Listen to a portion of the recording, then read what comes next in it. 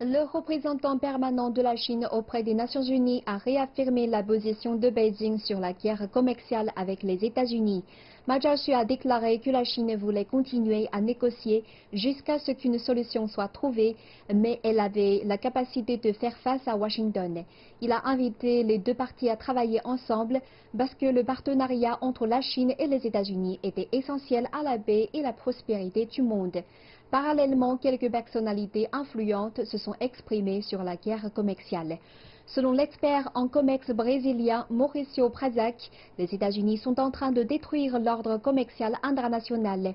Quant à l'ancien ambassadeur des États-Unis en Chine, Joey Starlett-Venton, il a indiqué que les États-Unis devraient attacher plus d'importance au maintien de bonnes relations avec la Chine.